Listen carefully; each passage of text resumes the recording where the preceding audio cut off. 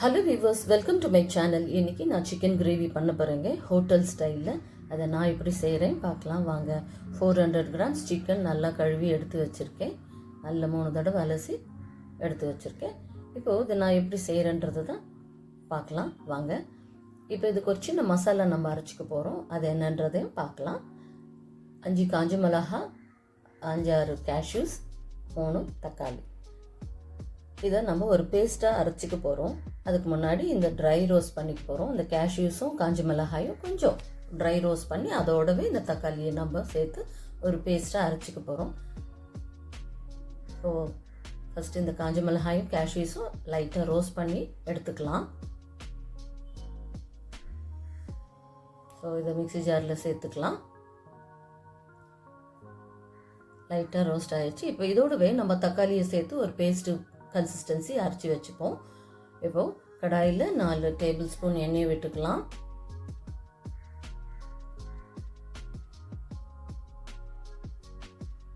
So எண்ணெய் நல்லா காஞ்சதும் 2 மீடியம் சைஸ் ஆனியன் நல்லா ஃபைனாக சாப் பண்ணி வச்சுருக்கேன். அதையும் இப்போ இந்த எண்ணெயில் சேர்த்து நல்லா வதக்கி விட்டுக்குவோம்.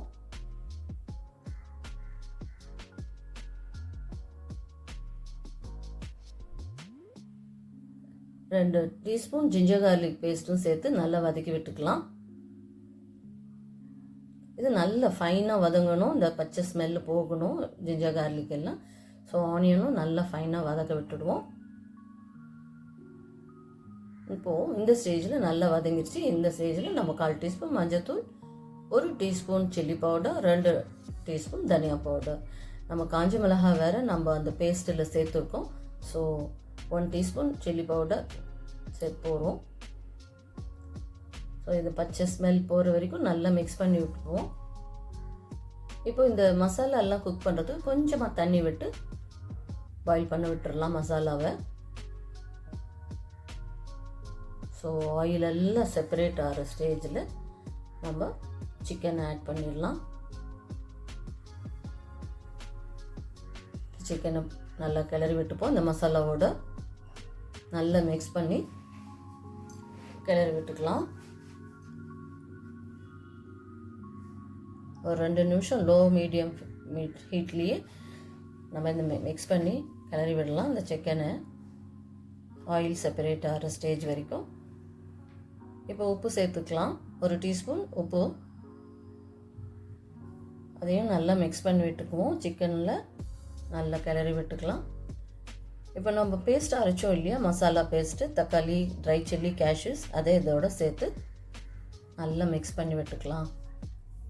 ஒரு 2 நிமிஷம் நல்லா கிளறி விட்டுக்கிட்டு இருப்போம் மீடியம் ஹீட்லேயே வச்சு. ஏன்னா பச்சையாக நம்ம தக்காளி சேர்த்து அரைச்சோம் இல்லையா, ஸோ அந்த பச்சை ஸ்மெல்லு தக்காளியில் இருக்கிறது போக வரைக்கும், ஆயில் செப்பரேட் ஆகிற வரைக்கும் கொஞ்சம் அப்படியே வதக்கி விட்டுக்குவோம்.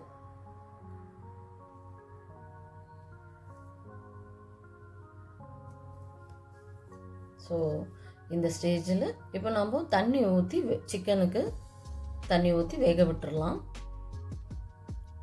கவர் பண்ணி ஒரு 15 மினிட்ஸ் லோ ஃப்ளேம்லேயே வச்சிடலாம்.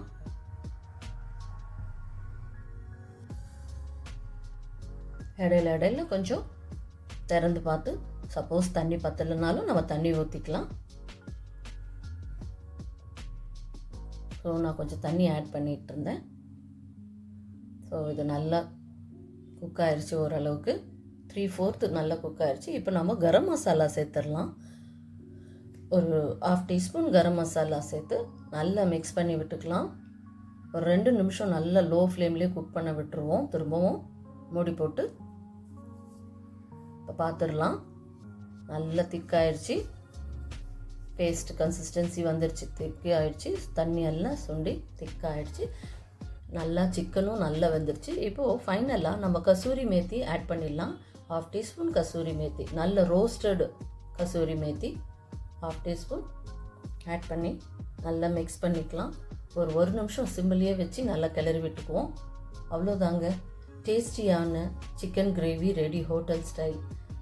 இது சாதத்துக்கும் பிசைஞ்சு சாப்பிட்லாம், சப்பாத்திக்கும் சூப்பராக இருக்கும்.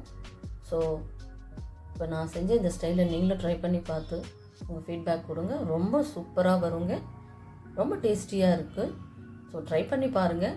ட்ரை பண்ணி பார்த்து உங்கள் ஃபீட்பேக் கொடுங்க. இது சாதத்துக்கும் பிசையலாம், இட்லி தோசைக்கும் சூப்பராக இருக்குங்க. பிரியாணிக்கும் பிசைஞ்சிக்கலாம். இது நல்லாயிருக்கும். பிரியாணிக்கும் சூப்பர் காம்பினேஷன். சப்பாத்திக்கு மாத்திரம் இல்லை, எல்லா டிஷ்ஷுக்கும் சூப்பராக இருக்கும். ட்ரை பண்ணி பார்த்து உங்கள் ஃபீட்பேக் கொடுங்க. இது வரைக்கும் இந்த வீடியோ பார்த்த அனைத்து உள்ளங்களுக்குமே நன்றி. இந்த வீடியோ உங்களுக்கு பிடிச்சிருந்ததுன்னா லைக் பண்ணுங்கள், ஷேர் பண்ணுங்கள், சப்ஸ்கிரைப் பண்ணுங்கள். நெக்ஸ்ட் ஒரு இன்ட்ரெஸ்டிங் ரெசிபியில் உங்களை வந்து சந்திக்கிறேன். குரோஷே சேனலில் பேக் ஆரம்பிச்சிருக்கேன், அதையும் போய் பார்த்து உங்கள் லைக்ஸ் அண்ட் கமெண்ட்ஸை கொடுங்க. தேங்க்யூ, பாய்.